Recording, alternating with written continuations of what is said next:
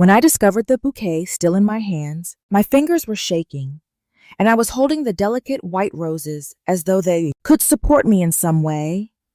She was initially too preoccupied to notice me because she was laughing, thrown back, exposing her delicate shoulders under the silk robe I got her, and the woman kissing her neck. She looked at me and met my eyes as soon as I entered the hotel. Sweet and a cruel expression that looked like satisfaction flashed across her face. Wasn't sure if the delusion I had or the part that broke my heart more severely, dropped the bouquet, and the petals scattered as it hit the marble floor with a gentle thud. Kenzie, my fiancé, spun toward me, her face looking as if it were dying, color draining. This isn't what it appears to be. Oh, the cliché I would have if I wasn't feeling like throwing up. I laughed, and my voice was eerily calm. Because it appears that you are your honor. An hour prior to our wedding, her mouth opened, but she remained silent. Ava smirked behind her, leaning against the vanity as if she had won. I didn't want to hear justifications, so I turned without saying anything else. I wanted to burn everything starting, but I didn't want to scream or even cry. I left that damned wedding in silence, heartbroken, and without making a scene. As I passed the stunned faces of the guests arriving in my white outfit,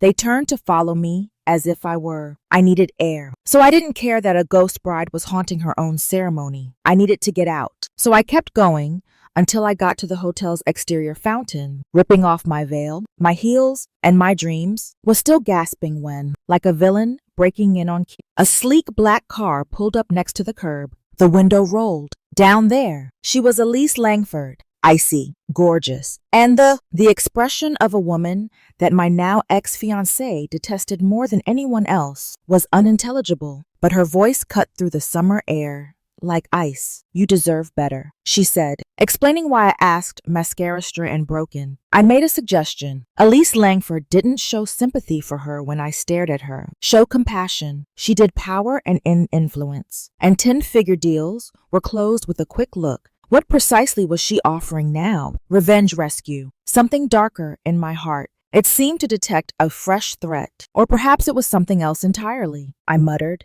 I do hate her. And she replied, gaze never, leaving mine, which is why I want to wed you. I froze, blinking as though Elise said coolly, marry me, make it real. But I misheard her. Let her. I asked my voice, why me? As I watched the entire world worship you, while she rots in the aftermath of what she threw away. Her eyes glinted as she said, you're beautiful when you're broken. I'm curious about your appearance when you're powerful. I'm not sure what shocked me more, her remarks or how much. They made me feel something raw and reckless. And I stepped forward, starving. I should have left after processing my healing. But instead I was offended, and something about Elise Langford's eyes gave me the impression that, I said, I could be more than just a heartbroken bride.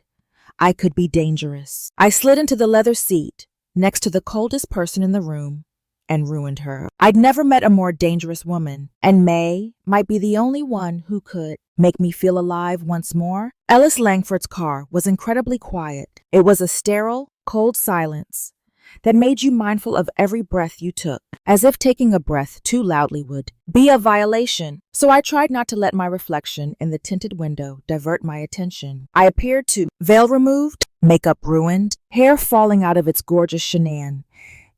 A ghost bride. Elise didn't look at me and didn't ask, but she appeared as though her entire world had just exploded because I had. She didn't offer a tissue, a hand, or a gentle word to check on me, and strangely realized that I wanted clarity, not comfort.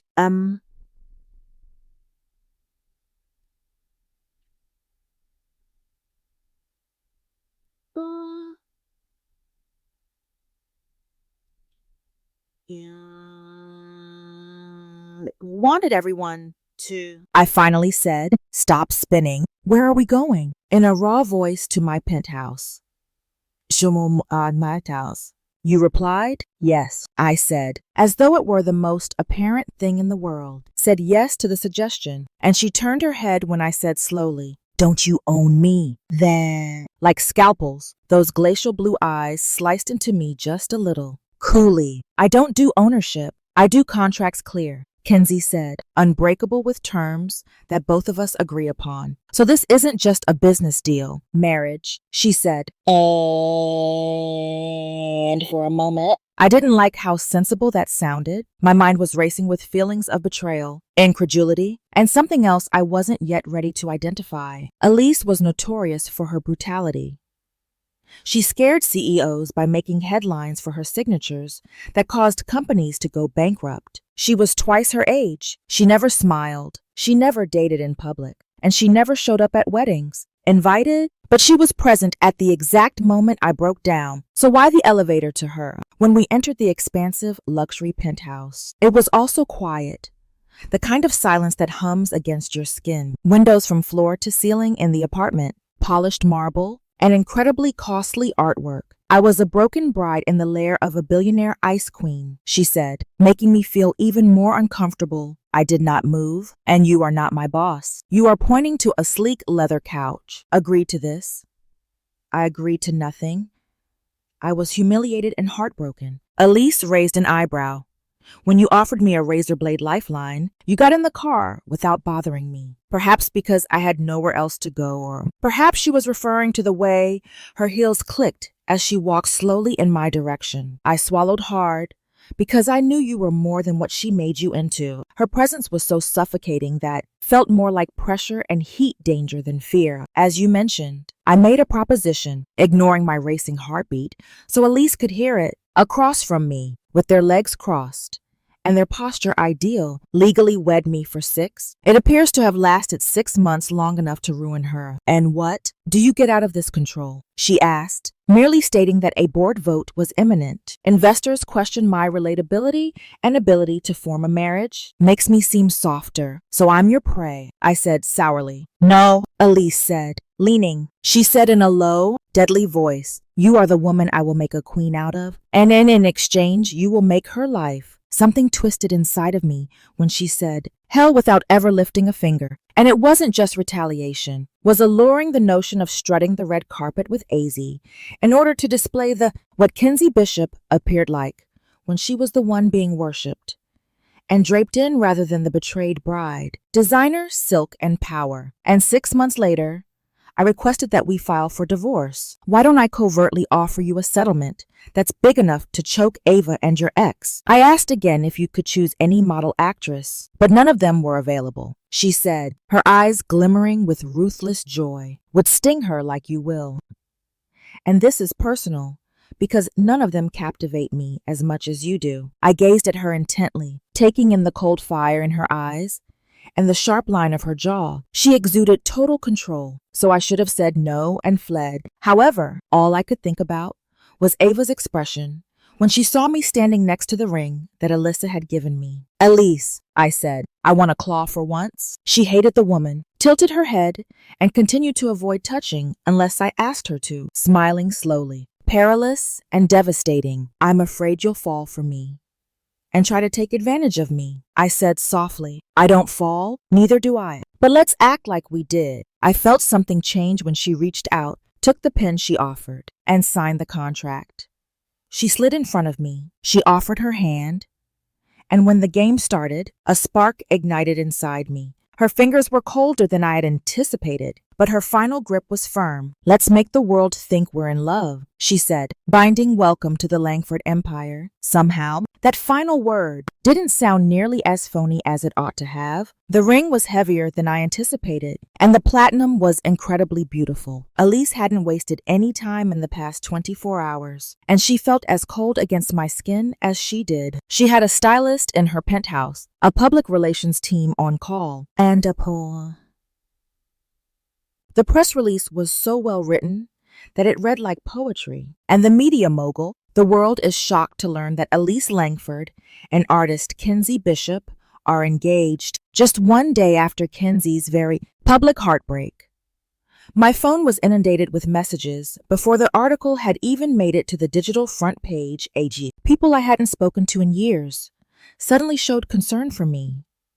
My name was once linked to cries of sympathy, and now that pity looks were all over the place, shimmering next to hers. I was no longer. I was the woman who attracted the city's most untouchable billionaire. And I was the girl who had been abandoned at the altar. Elise played the part of a naturally stoic but protective person as they were photographed that evening, leaving her building hand in hand, her fingers intertwined with mine, her body near enough to suggest intimacy, but far enough away to remind everyone that she belonged in this world. The cameras adored her, and all of a sudden, they adored me too. I wore She had selected a black, minimalist dress that was horribly backless. Despite having my hair redone and my makeup flawless, none of it felt like. I held her arm and grinned for the cameras. If you like the content and want, try clicking the thanks button below the one with the dollar and heart to show your support for the channel in a unique way. By using the super thanks sign icon, you can directly contribute to the channel, which enables me to continue making amazing videos for you. When they wanted a picture of us whispering, I leaned in. Elise placed her hand on my lower body without whispering anything. When we got into the car, my back was enough to burn my skin, pulled off my heels and exhaled for the first time in hours, saying it was crazy. Since we're just getting started, Elise didn't give me a tame look. She was always in control, and her tone was clipped, so I wondered if she ever let. You didn't need to touch me, but I doubted it. If she ever laughed without considering how it appeared. Her eyes flicked to mine, cold and unreadable. As I muttered that much, it was for the "you could have told me" cameras that you consented to the performance. But I disagreed. Elise raised a brow in response to being manhandled. Do you believe that was manhandling? You've led such a sheltered life. Sweetie, that my cheeks flushed, not from, do you feel embarrassed, angry, or worse, something warm and unwanted. I asked him, controlling people if they enjoyed this, and they replied that they did, and the results are great right now. The internet thinks we're in love, and your ex is going crazy, which makes my board happy. I swallowed when she leaned in a little. You look like a goddess in that dress. It was just another line, another aspect of the illusion, but there was something about that shouldn't have bothered me. Where are we going now? I asked. Home. Her tone was so direct that it seemed like it wasn't intended to be nice or cruel. She looked at me like I was being slow in your house, but my pulse skipped. Naturally. What kind of married couple wouldn't live together? It's not real, said hastily. No, but they were unaware that she had turned her head to give me a full look. The media will anticipate images, interviews, and sightings, and if they won't show us affection. So why don't I just follow you around and act like I'm completely enamored with you? But what if I can't fake it? The penthouse was larger than most hotels, and it was barely curved. Although I had previously seen it in passing, Elise now guided me through each room as if she were. As we passed the gallery-like corridor lined with people, she said, there will be visitors as I get ready for a stage performance. You must portray the role convincingly when working with abstract art. So, she paused, saying, we'll keep the master's suite for appearances. You are welcome to sleep in the guest room. But yes, we do share when people are around. I nodded. When you consider everything I have to do, I didn't understand this. So I pretended I wasn't tense. I questioned, what if people think that I'm being careless? Elise turned to face me as we caught the real ones. So we're doing our job correctly. I lay in the guest room that night, unsure of why that response made me uneasy, gazing up at the ceiling. The sheets had her fresh, sharp, pricey scent. Maybe she wasn't in the next room, but everything in this place did. I hadn't seen her after dinner, so we sat across from each other, awkwardly silent, and shared 2 glasses of wine, 1,000 unsaid things, and when I woke up the following morning, my phone was beeping. Calendar alert, 10:00 breakfast with Ava. The paparazzi at Cafe Marlowe probably. I hurried outside after staring at the screen in shock to discover Elise already wearing slate gray slacks and a black. You scheduled a meeting with her, and she requested to see you in a silk blouse that appeared to have been poured over her body. She needs closure, so why would I say yes? You need to show her what. Elise moved closer, making the necessary adjustments. She lost, and you're just letting me go alone. I'll be across the street, observing, touching the collar of my coat as if it were hers. However, I swallowed my sudden nervousness and smiled.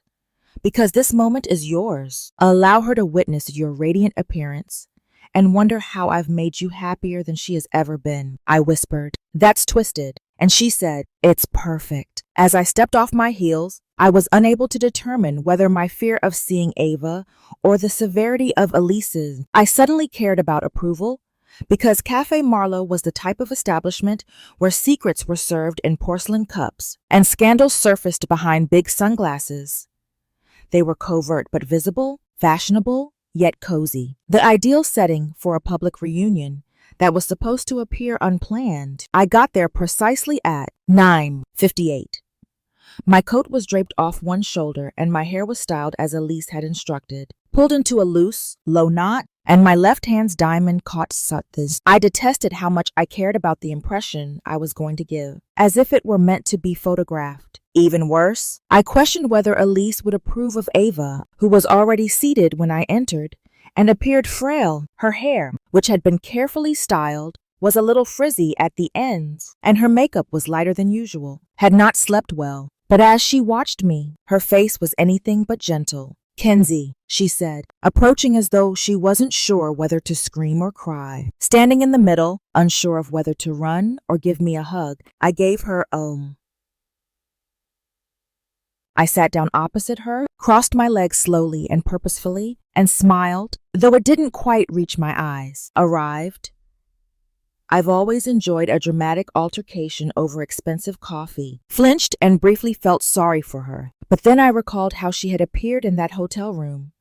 Her skin had flushed. She wrapped herself around my maid of honor and laughed softly, her robe falling open. She wrung her hands, saying, "Look, I know I don't deserve forgiveness, but you should understand that it wasn't about you. Rather, it was an error. For example, forgetting a birthday or burning toast are examples of mistakes. You made a decision," I said, repeating it sharply, based on what I could hear in her jaw, "clenched so you spoke with her.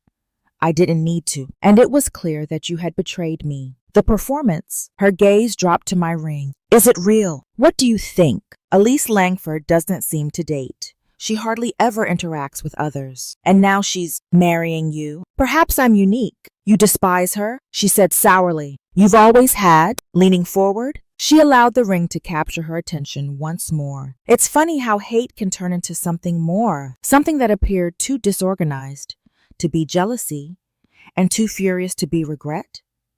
Twisted Ava's face. I may have tilted my head, but you are just another pawn in her icy little empire, and she is taking advantage of you. Instead of being a D-mat in your fantasy that I saw, I would prefer to be a queen in her empire. I realized that I wasn't broken when I saw the crack and sting in her eyes. Dangerous now, weaponized, loved, or at least that's what one woman makes it seem like. She had always hated her, so she asked, "Do you love her?" in a quieter voice. "Does it matter now?" "It does to me." After giving her a long look, I told her, "I don't think your feelings get a vote anymore." I could tell Elise was inside the cafe window because a sleek black car was parked across the street. I questioned whether she had seen AA while watching, calculating, possibly even enjoying the show. "Kenzie, I know I made a mistake, but what?" She reached out across the table, her fingers grazing mine in a desperate gesture. "You're acting like this, aren't you?" I withdrew my hand.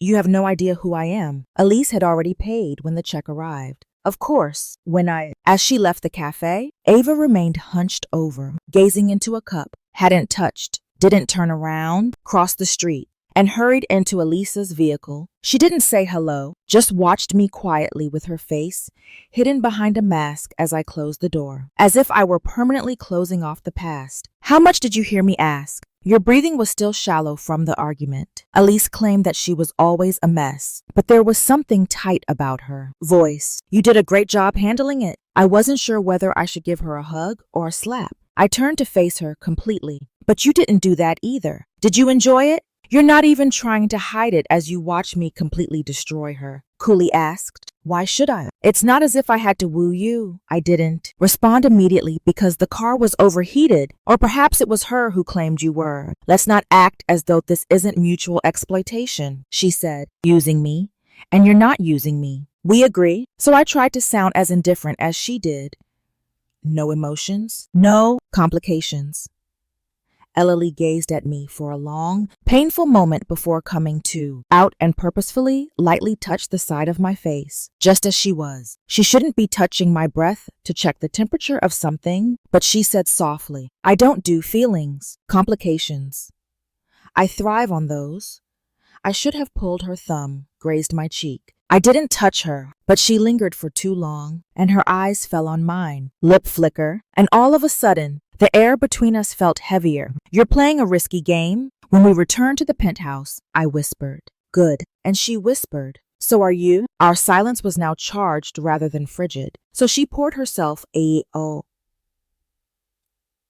leaned against the glass of wine as she moved slowly, almost like a cat. I asked, do you always get what you want? As I watched her from the kitchen counter, when her eyes finally met mine, I noticed something flickering beneath the surface, particularly you. I left before I made the foolish decision to ask her to. I discovered the note on my pillow right after she kissed me, or worse, asked her to mean it. Alyssa's sharp, slanted handwriting on thick stationery reads midnight. It was brief, effective, and utterly frustrating. Tomorrow, we'll host the show. It is anticipated that we will arrive and depart together with the press for the Langford Foundation Gala. We'll be present. You'll don the delivered navy gown, and we'll remain at the... There is only one room scheduled for the night at Langford Estate, so I crushed. One room, one bed, one charade we couldn't do. The paper in my hand, my chest tight. We had upheld the delicate boundary of separation for 4 days,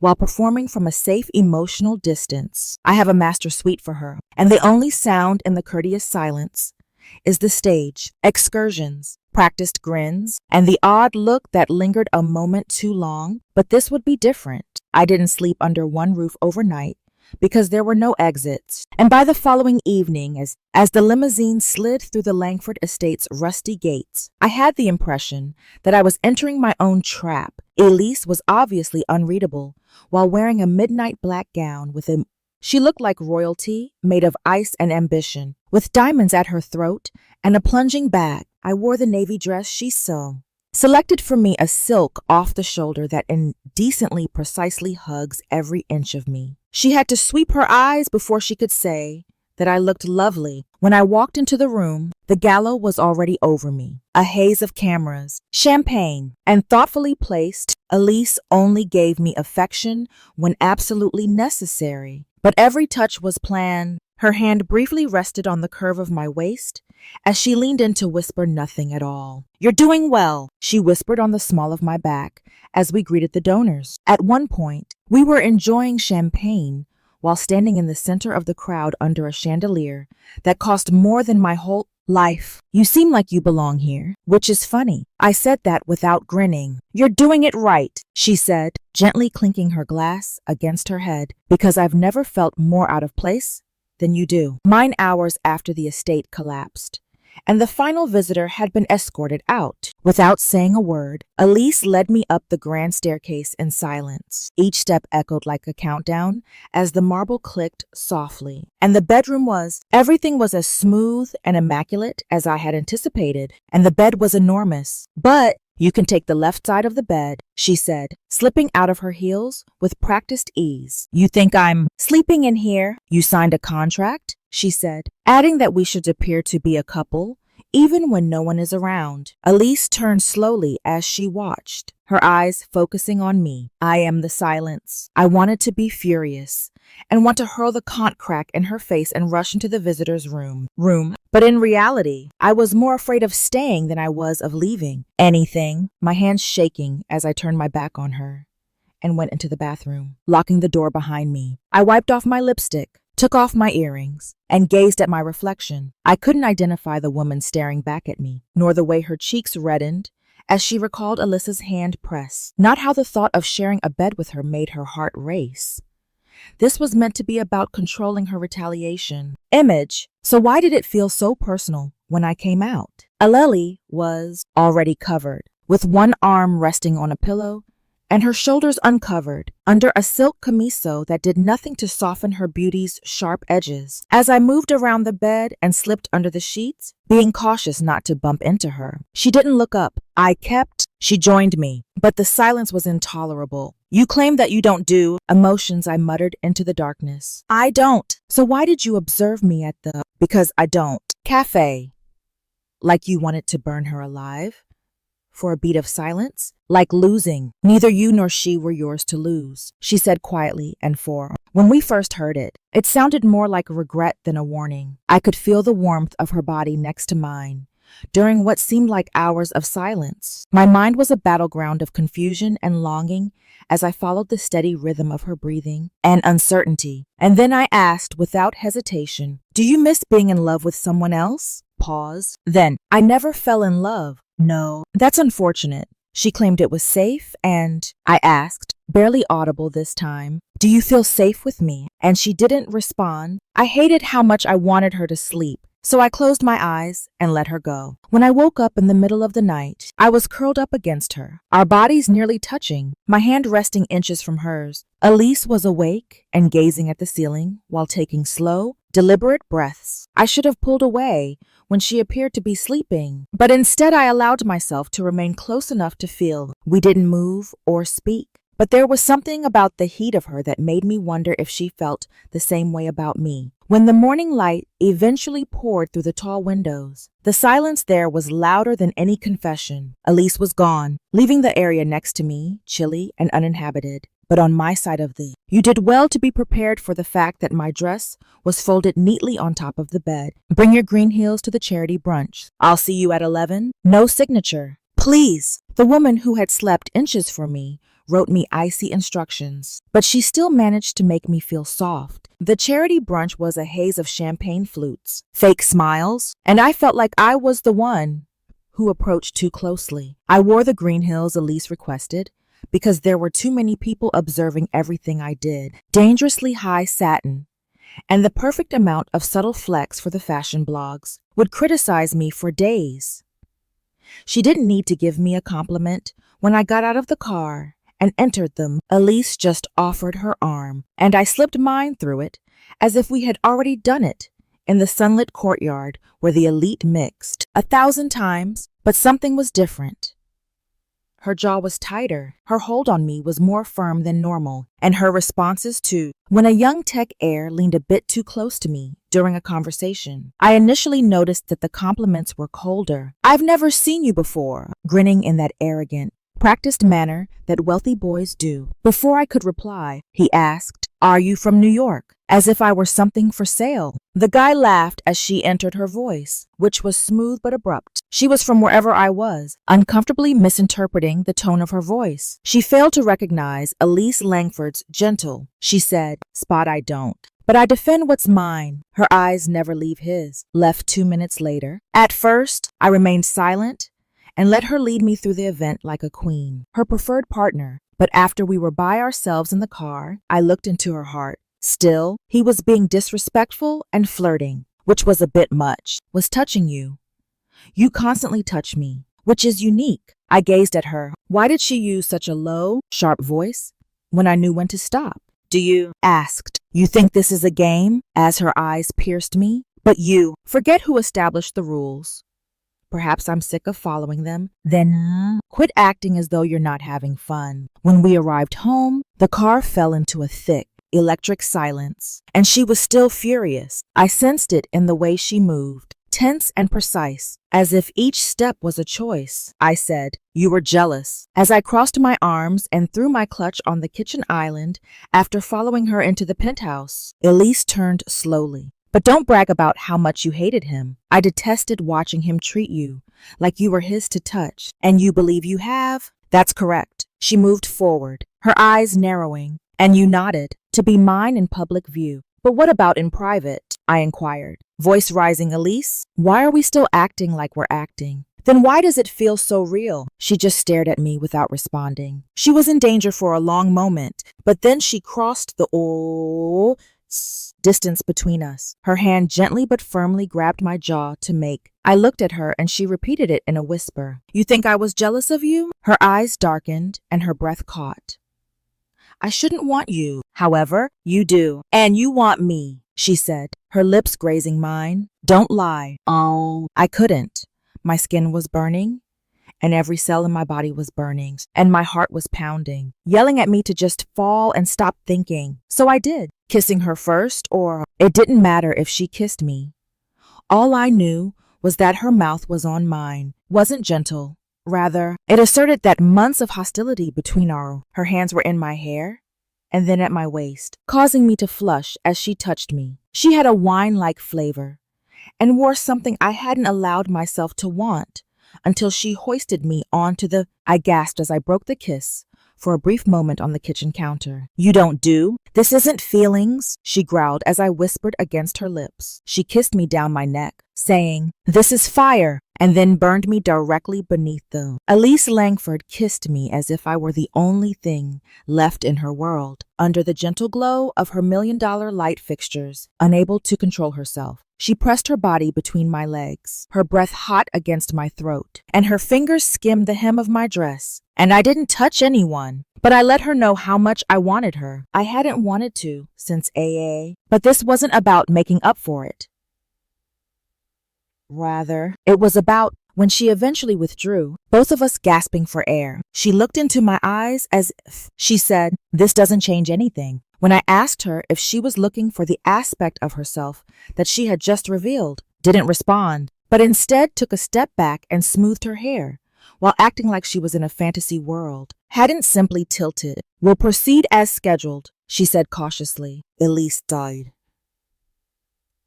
Elise stated, neutral. "No one needs to know. And there is no us." But she didn't look at me when she said it. And we didn't talk that night. She shut herself in her study, and I remained in the master bedroom, sweet in the same bed that we hadn't come into contact with in weeks. Until today, my lips were still tingling from her kiss, and deep down, I yearned for more. A question came to me like poison. Why did this happen if it was all still a lie? It was really painful to be left alone. And for 2 days, we didn't exchange a single word or look. Aleli was buried without even a casual nod in the penthouse's mirrored hallways. She cuts down analysts in meetings and strategy calls with her piercing voice through the study's closed door. I spent most of my time in the guest room, sketching frantically while attempting to silence the executives with practiced detachment. The storm whirling inside of me as I lose myself in refusing lines and shadows to act appropriately. But regardless of how many pages I filled, I continued to sketch her mouth. When she kissed me, her eyes curved her spine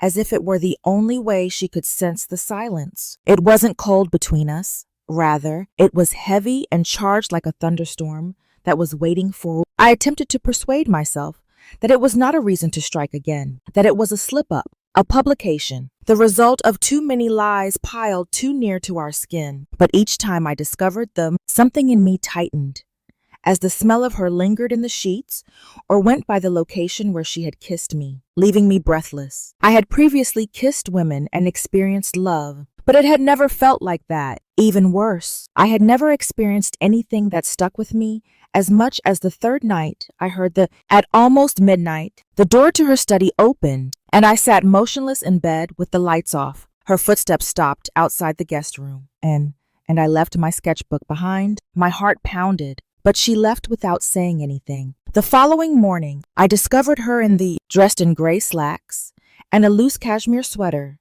that seemed excessively soft for someone with her level of cruelty. Didn't raise her head from her coffee. And I asked her again, because we had a benefit to attend tonight. Her voice was neutral and practiced. The thing that people don't tell you about being wealthy is that you're always acting like you're not by reaching for a mug. I examined her face. She hadn't slept well, and she seemed to care about things you secretly despise. She continued to press her thumb against the cup's rim as though it were there, and there were faint shadows beneath her eyes, trying to sound casually red. I asked her what I would be wearing tonight, and grounded her. "I'm your distraction once more, because you've always been backless and provocative. Furthermore," she spoke too rapidly, and we both froze. Her eyes darted to mine, didn't press her yet.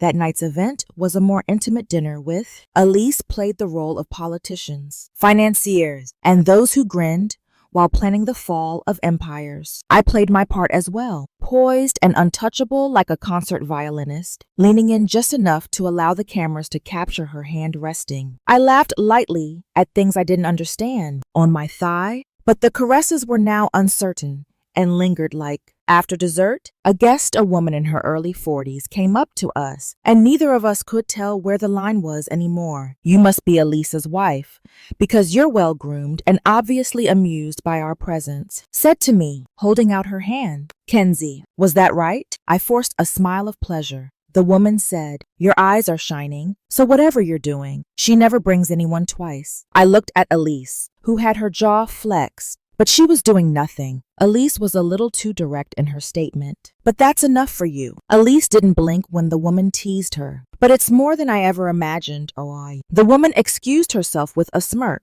sensing that she had agitated something, and she deserved the deafening silence that ensued. I turned to Elise. Slowly. "But she shouldn't have. Was that for her? Or for me?" I said in a quiet but firm voice that it doesn't matter because I can't. Her eyes darted to mine, and we agreed that I should continue acting as though you don't affect me. I know what we agreed to, but it's not that easy anymore. "I'm lying." She looked away when she whispered, "You kissed me like you meant it." "That was a mistake." I challenged her to do it again, and she turned and walked with her breath caught, barely. The ride home was quiet once more as I followed the car, but it wasn't avoidance. When we entered the penthouse, I stopped because the tension was too tight this time. "Tell me to return to the guest room just inside the door," I replied. Elise was standing at the window, the city lights shining on her. "What do you say you don't want this in soft silver?" I thought I had it all. I moved closer to Elise, but she didn't move, so I closed the gap. I took one step after another until I was close enough to her back to feel her heat. Body against mine, and I gently said, "You're scared." As I reached for her hand, "I don't want this want," she whispered. "So am I." This wasn't supposed to happen. She turned slowly in response to my question, and I could see all of her fear and restraint. "The desire for you." I kissed her again more slowly, not giving her time to back off. This time, we let it speak more deeply, and we didn't say anything about her hands, took hold of my waist, and then my back, drawing me in as though she was attempting to remove the. When we eventually split apart, our foreheads rested in the eternal space between us. Together, our breaths became tangled, and I whispered, "Yes," she said, and I don't care anymore. We didn't sleep apart that night, and there was no conflict when she put her arms around me in the dark. Between us, there are no rules or lies, just the truth, which neither of us was prepared to express. Loud, I didn't anticipate feeling so at ease the next morning. No panic, no regret, awkward tension that hangs between tangled sheets, while Alyssa's warmth and sunlight filter through the windows. She slept on her side, with one arm curled up, her bare skin lightly pressed against mine. The other was loosely wrapped around my waist, beneath her pillow, as if by some uncontrollable instinct. For a long time, I just lay there and watched, as she committed the information to memory. The fine lines around her eyes, the softness in her features that only showed when she was unconscious, and the way she exhaled with her lips slightly parted. I had never seen her this vulnerable. Humans are naturally beautiful, but beauty has never been an issue. She twitched her fingers against my hip and stirred slightly, showing vulnerability. Then, slowly and cautiously, her eyes opened, and she looked. I whispered, "Good morning," and she didn't flinch when she saw me. "It depends on whether you're going to act as though this didn't happen," because her voice was husky from sleep. She didn't respond, just looked at me as though she was still figuring out what we were becoming. "I'm not going to run," I said. She reached up and gently tucked a strand of hair away, saying, "You don't have to push me away." Her fingers lingered on my cheek behind my ear, which wasn't in the. Leaning into her touch, I said, "Contract, no. But perhaps it's the only thing that." The day went slowly after that, and it feels real. That was as close to soft as Elise got. That she had appointments, and I had a commission, which I disregarded. We didn't discuss what occurred, but something between us had changed. The silences were less defensive and the air was warmer. She gave me a coffee without asking, and I saw her glance at me twice from the other side of the room. But I was discovering that peace was never. When you lived with Elise Langford, it began with a phone call after she took in half of her office door. I wasn't attempting to eavesdrop, but her tone that was open, sharp, and clipped. I was drawn toward the hallway by a faint hint of panic concealed beneath professionalism. "What do you mean someone leaked?" She paused, then said, "No, shut it down. I don't care how much it costs." Pause, then lower. "If they post pictures, the board will begin to query me." I walked into the doorway with my stomach turned, and she looked up without trying to hide it. "It's begun," she said. My heart leaped from the place where the gala was held, wondering why someone had sold pictures of us. "And the meal?"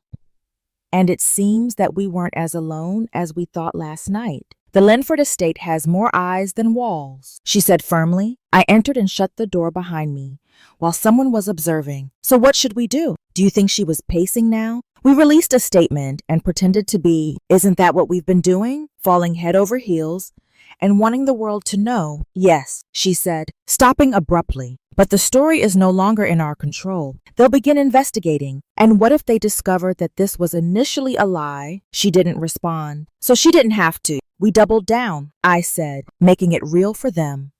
Because the truth would destroy us both. Allowing them to think we're deeply in love is risky, as is acting as though I can walk away without getting hurt." Her face briefly broke, and then quietly, "Kenzie, I didn't intend for you to happen, but you believe I did, so I stepped. I was about to burn myself to death when you gave me the match and lit it." Elise exhaled and reached for my hand, which was a tiny one. After I said we did, gesture, but she clutched it tightly, as if it were a confession. "We'll go public," she said. "Not just a press release, an interview." She was reaching for something before it vanished. "The message that we are in love is one that we jointly control," I asked softly. "And are we?" She hesitated, her grip tightening. "I don't know, but you—" She didn't respond, but she didn't let it go. And the following few days were chaotic for her, although the team worked quickly to fix the leak. Word of Elise Langford's cold, unreachable queen of stone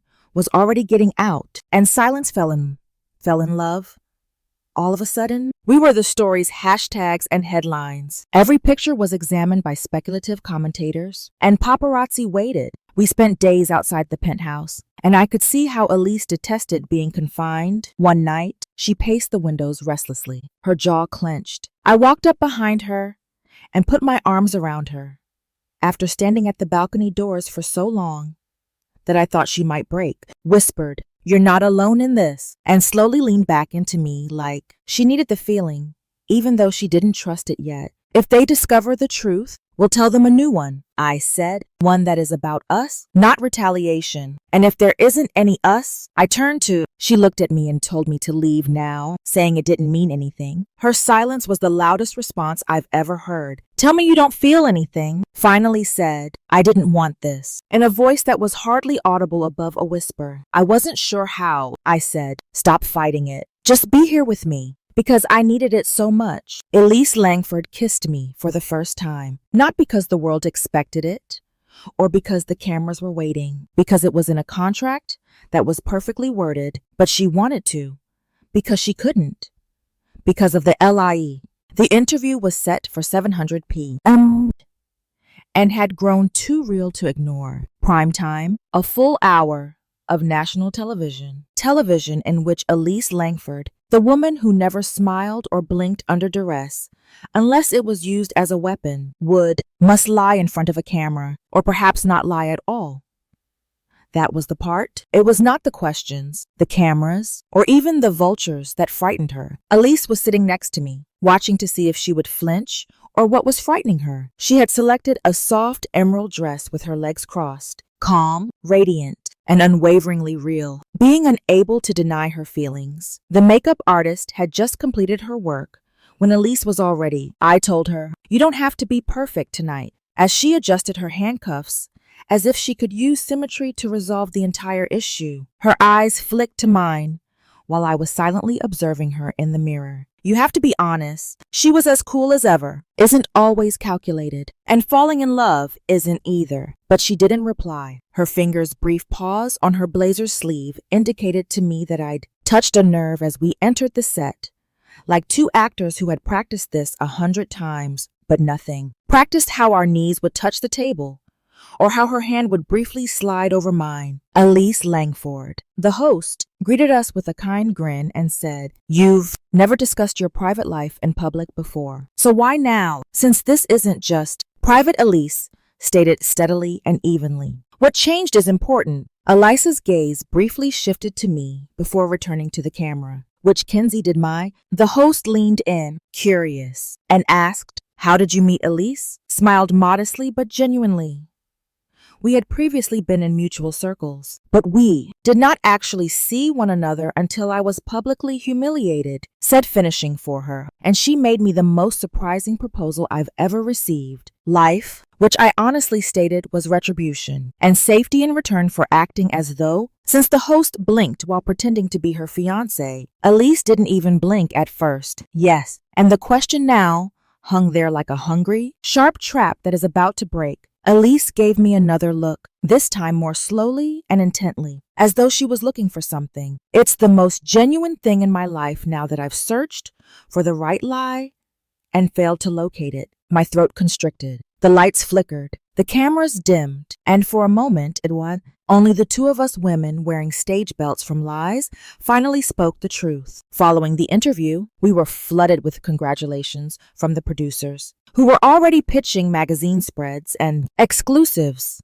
Elise pulled me, after graciously accepting the compliments with a nod, by the hand into a silent corridor, where no one could witness her losing her composure. Voice low, "You told us to be careful. You didn't lie, and that wasn't the plan," she said. "Claimed that when I stepped closer, you told them the truth and I wasn't supped. Why? Does the fact that feelings are weakness? No," I said softly, "fear you so much? What makes you human?" "Elise, I believe you've been lonely for a while." Her breath caught. "And you believe you know me, know you. So why are you still here?" she asked, her eyes going glassy. "You run. Everyone runs." And I said, "I love you." Without hesitation, I was able to stop them before, not for show or strategy, but for the pure truth. Elise froze, her lips parted, bare and frightful, but no sound came.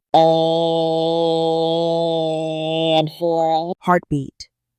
I believed she had closed the retreat behind her logical fortress and management, but then she took the opposite action and moved forward, grabbing my face and kissed me with both hands as if the world were ending. And perhaps it was at least she kissed me like someone who had been suppressed for too long and didn't think love existed until it caused her lungs to fill with air. And when she drew back, her eyes were wide and uncertain. Kinsey muttered, almost painfully, "I don't know how to try this.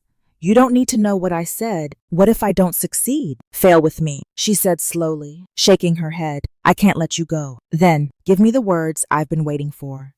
After a beat of silence, it wasn't flawless. It wasn't Elise Langford, but "I love you too." Elise was the businesswoman, strategist, an icy billionaire who never needed anyone. She was the person I'd fallen in love meaninglessly with, the person who gave me hope for a second chance. We didn't act fake that evening, and there was no act, no contract, and no performance. Just the two of us, and the city lights are outside, while we lie in bed entangled in one another. Felt closer, which makes everything better. She whispered something nice against my shoulder, and I replied, "I'm ready." The actual wedding morning didn't feel like the first one. There was no commotion, no shaking hands, and no bouquet to drop. Elise had barely slept the night before, and I knew only in silence that I was picking her, because she stared at the ceiling while I remained awake next to her, watching the shadows move across her face. Her voice was steady but quiet as she whispered, "It might collapse at any moment. You don't have to do this. Do now." As the gentle springtime sunlight streams through a private home's windows, I was standing in front of a mirror in an estate outside of the city, wearing white once more. But this time, it didn't feel like a costume. The dress wasn't layered, laced, or attempting to convey any kind of dramatic message, anything other than this: I'm a straightforward, graceful, and powerful woman who once departed from a wedding crying, was replaced by a person who had endured heartache, retaliation, and the falling in love with someone who doesn't believe in it is the riskiest thing of all. I didn't see Elise until there was no press when I walked along the path lined with delicate white flowers, with the few guests standing on either side. She wore a black suit, and the only people who mattered to her were me and the paparazzi, crisp and flawless. But as soon as I saw her face, everything else vanished. She was gazing at me as though I were gravity, as if she might float off the surface if she turned her head away. Earth. I felt my heart pounding in my chest, but it wasn't fear. Rather, it was certainty. She reached for my hands, trembling just a little, as we turned to face the efficient, but she never took her eyes off of mine. Did Kinsey Bishop pick Elise? I said without hesitation that I would like Langford to be your partner going forward. Elisa's lips quirked as a gentle ripple of laughter went through the small group. Despite her hesitation, she is my efficient, so even when she is incorrect, I always finish, grinned. And did Elise Langford decide to make Kinsey Bishop your partner, equal your love? Her eyes pierced mine for a moment. I've built empires. She spoke in a clear, strong voice that was full of a vulnerability I had never heard from her before. I lived my life with control as my religion. And then you destroyed my rivals, entered and destroyed everything, causing a quiet chuckle among the amused guests. You suddenly moved me and gave me feelings I didn't think I could have. You made me want, which is dangerous for someone like me, but you scared me. Her hold on my hands tightened.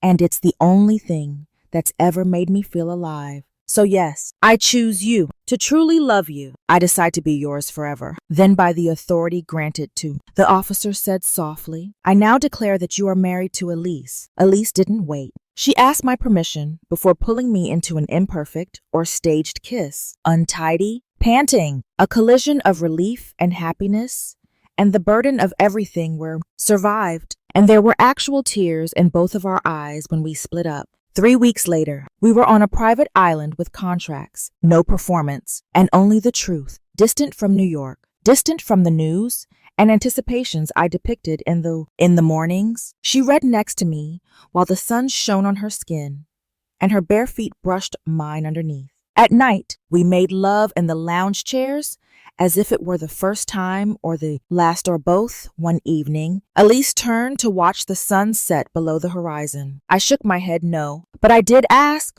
do you ever wonder how different this would have been if she hadn't cheated on you? Because she grinned. I wouldn't have met this version of you, and I wouldn't have become this version of myself. Do you believe we deserve this, which we fought for? The rare soft kind that only I got to see. She leaned over, kissed my shoulder, and whispered, we chose it, I said. She didn't let go in the years that followed, and neither did I. When the world inquired as to whether we were still together, we faced whispers or doubt. We rose into it through fire and rage, because we didn't fall in love, through fear together, this time for good. And I'm incredibly grateful for your support through sharing, leaving a comment, liking, or sending your super. Thank you.